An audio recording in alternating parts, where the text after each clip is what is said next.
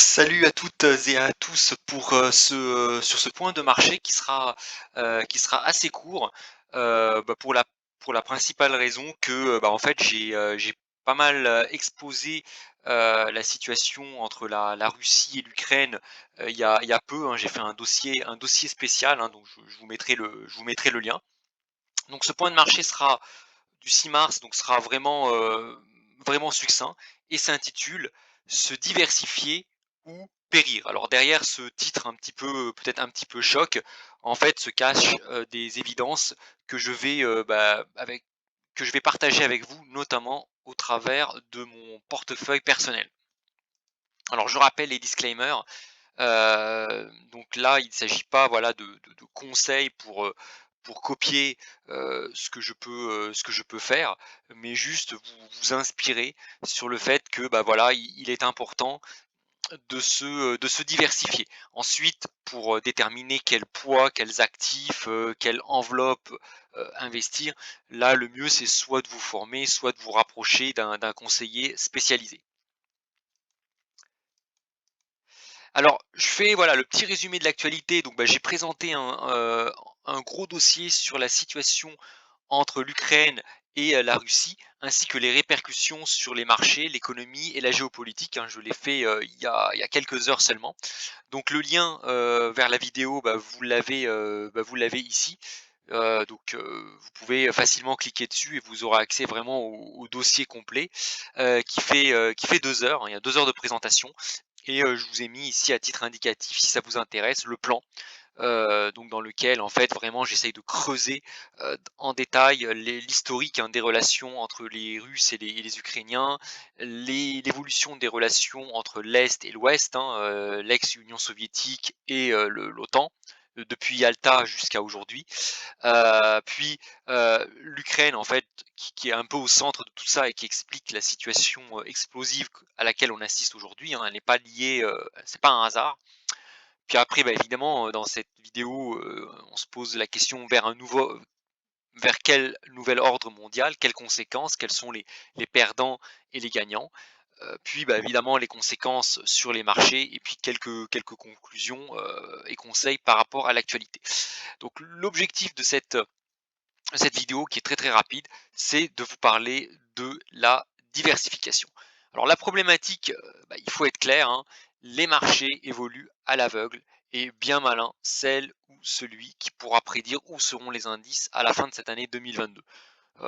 Très honnêtement, quelqu'un qui peut clairement dire où seront exactement le CAC 40, le Dow Jones, l'or, le pétrole, honnêtement, je lui tire mon chapeau parce que là, ça part un peu dans tous les sens. Au moment où je tourne cette vidéo, on a les actions russes liées à la Russie qui s'effondrent littéralement, en même temps que le rouble d'ailleurs. On a des indices européens tels que le CAC 40 qui chutent fortement. On a des obligations qui remontent suite à la version risque, des matières premières agricoles et énergétiques qui explosent carrément à la hausse, des métaux précieux qui montent, l'euro qui baisse fortement, aussi bien face à dollar que face au yuan, au yen ou au franc suisse. Et puis on a des cryptos, en particulier le bitcoin, qui ont bien rebondi parce que les Russes sont soupçonnés vouloir chercher à contourner la rupture avec le système SWIFT par des transactions en bitcoin. Néanmoins, les mouvements observés peuvent s'inverser brutalement et face à cela, il n'y a qu'une seule solution, c'est se diversifier et je vais vous le montrer en fait via mon partie de mon portefeuille. Là, par exemple, il faut être, on va dire, humble et modeste, hein, les marchés, ça part, on va dire, ça part dans tous les sens et moi-même, hein, dans ma gestion, sur ce depuis le début de l'année, je n'enregistre que 58 de taux de réussite. C'est-à-dire que j'ai quand même planté, j'ai quand même, eu 42 enfin 42 des positions que j'ai prises se sont matérialisées par des pertes. Donc c'est quand même énorme, mais ça fait partie de la vie, de l'investisseur. Et ça, c'est quelque chose voilà, qui est très, très important. Je l'ai déjà dit, voilà, par rapport à la vie, du salarié où l'objectif, c'est finalement de ne pas faire d'erreur, très très peu, ou de ne pas le montrer en tout cas, bah, dans le monde de l'investissement, il faut accepter de faire beaucoup de trades négatifs, perdants. Donc moi dans mon cas, je n'ai que 58% de taux de réussite, contre quand même 42% de positions perdantes. Néanmoins, j'arrive via ce qu'on appelle du money management à, disons à sortir quelque part, à rouler mon portefeuille et à faire en sorte que, lorsque par exemple, j'ai, 2-3 positions, perdantes, bah, j'essaie de faire en sorte que lorsque je coupe une position gagnante, bah, la somme, le gain réalisé par une seule position gagnante compense les pertes réalisées par 2, 3 ou 4 positions perdantes. Et c'est ce qui permet en fait, d'avoir un profil assez intéressant. C'est que quand on regarde les plus-values réalisées, on voit que finalement, pour le moment, il y a quasiment pas une journée où j'ai réalisé globalement des moins-values. J'ai déjà coupé des positions en moins-value puisque j'ai quand même 42 de trades négatifs, mais j'ai toujours réussi en coupant, en prenant mes gains sur des grosses positions gagnantes, à faire en sorte de réaliser quasiment pour le moment tout le temps des plus-values. Ce qui permet en fait de voir, là vous avez l'évolution en fait de mon stock en haut, de mon stock de plus-value réalisé qui augmente quasiment de manière régulière, un petit peu voilà, de manière régulière, ce qui quelque part me met du baume au cœur. Donc ça c'est la première leçon, c'est vraiment le money management. Et la deuxième grosse leçon, c'est la diversification. Donc là j'ai fait des copies de mon portefeuille, cette fois-ci le portefeuille latent, hein. Donc il y a les positions que j'ai coupées, où j'ai pris mes gains, bah, celles-ci elles sont plus dans le portefeuille, c'est dans le slide d'avant. Là on va regarder ce qu'il y a dans mon portefeuille actuellement, et là vous voyez que j'ai pas mal d'actions, je suis très diversifié sur la classe d'actifs actions. J'ai du CAC 40, des actions chinoises, des actions indiennes, des actions japonaises, des actions américaines, le Dow Jones, et du Nasdaq.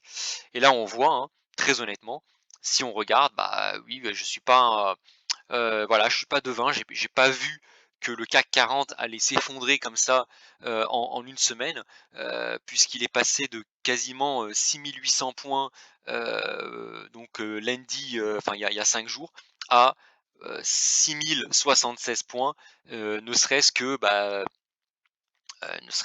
vendredi soir à la clôture. Donc en une semaine, on a quasiment eu 15% de baisse du CAC 40, et là on le voit en fait sur mon stock de plus-value, enfin plus ou moins value latente. Les actions chinoises, elles baissent, mais beaucoup moins que le CAC 40, mais bon, bah, je me prends quand même aussi voilà, une petite perte. Par contre, ce qui est intéressant, c'est que j'ai vraiment joué la diversité géographique et j'arrive à gagner de l'argent, notamment via les actions japonaises, mais surtout les actions américaines qui ont très bien résisté à la crise entre l'Ukraine et la Russie. Donc ça, c'est la diversification géographique, mais je ne m'arrête pas à une simple diversification géographique. J'essaye aussi de voir autre chose que la classe d'actifs actions.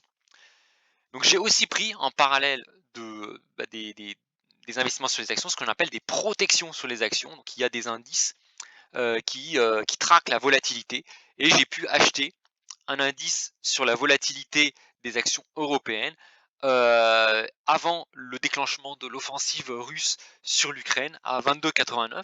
Et là, on est à quasiment 31. Donc là c'est une très belle protection. Ça, c'est aussi une autre manière de protéger un portefeuille plutôt que de vendre à découvert les actions. C'est d'acheter alors soit des put spread, mais également des CFD sur volatilité. Alors finalement, un autre airbag à la chute finalement par rapport aux actions, ce sont les obligations.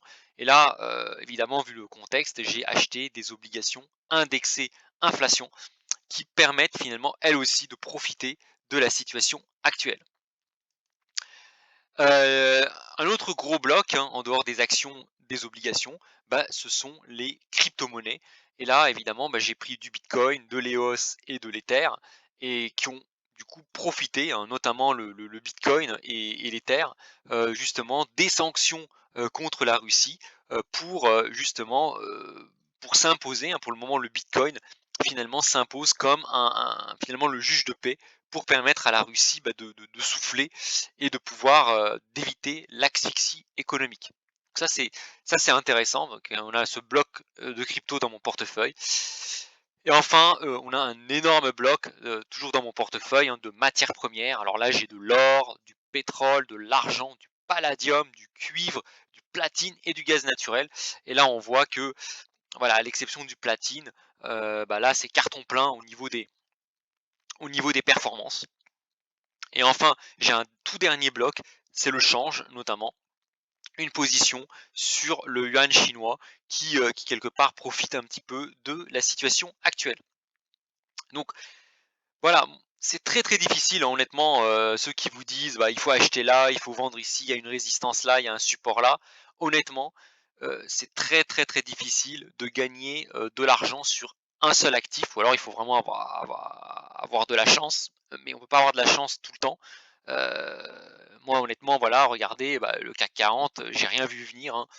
Je pense que si on interroge des traders, des économistes, il y a une semaine où le CAC valait 6 800. Personne n'aurait cru qu'en même pas une semaine, on passerait de 6 800 à 6 000, un peu plus de 6 000. C'est ce qui est arrivé et puis, moi voilà, hein, je suis pas plus devin que vous, je me suis pris une petite branlée, on va dire, mais voilà, je j'arrive quand même à amortir le choc via, en fait, une diversification, et un money management sur un ensemble de classes d'actifs et une diversification au sein de chacune des classes d'actifs. Et là, on voit en fait, je vous fais une photo de la situation de mon portefeuille latent. Donc là, c'est assez mélangé, donc on n'a pas le classement par typologie d'actifs. Donc on voit du plus mauvais au meilleur. On voit évidemment le CAC 40 hein, voilà, qui se prend une sacrée brossée. Moi encore, j'ai plutôt bien géré au niveau money management parce que je suis rentré sur le CAC 40 à l'achat à 6 900. Hein, voilà, je suis pas devin, je pensais pas que ça chuterait, mais j'ai réussi en moyennant à la baisse à ramener ce qu'on appelle mon prix de revient à seulement 6 279. Donc j'ai quand même une perte, mais je limite un peu la casse. Et là, on voit que j'ai quand même un beau stock de plus-value latente pour le moment. Donc ces moins-values latentes sur les actions, notamment le CAC 40, sont largement compensées par un énorme stock, un stock de plus-value latente sur des actifs très diversifiés, l'or, le pétrole, l'argent, le platine, le bitcoin, etc. Donc ça voilà, c'était la petite vidéo, le petit point de marché, un peu on va dire, didactique, pour vous montrer à quel point si vous voulez préserver la liberté financière, parce que cette année 2022 à mon avis va, marquer, à mon avis on va voir énormément de personnes, hein, qui se sont beaucoup enrichies en 2020 notamment et 2021. On risque de voir, énormément de personnes qui pourraient tout perdre en cette année 2022 à cause de ce qui se passe sur l'ensemble des marchés. Et là, le seul conseil, moi, que je peux me permettre de vous donner, en tout cas en public, c'est de vous diversifier parce que c'est très très rare dans l'histoire. Je connais quasiment pas de période d'ailleurs dans l'histoire où tous les actifs s'effondrent en même temps. Ça, c'est pas possible que ce soit à la fois les obligations, les actions, les matières premières, le blé, les cryptos, le cash, enfin la valeur de la monnaie, tout s'effondre en même temps plus l'immobilier, enfin moi je ne connais aucune période dans l'histoire, à laquelle, où on assistait à un effondrement de tout, y compris du cash. Donc moi le seul, voilà, le conseil que j'ai à vous donner, hein, c'est un peu le titre de cette vidéo, c'est, diversifier ou périsser parce que c'est vraiment hyper important. Alors je sais qu'au début c'est pas évident, lorsque l'on rentre dans un processus de conquête de la liberté financière, on commence à investir, forcément, on est bien obligé d'investir des premiers euros dans un actif. Hein. On va pas mettre, c'est impossible quand on a 3 000 € d'épargne d'investir dans 15 classes d'actifs à la fois.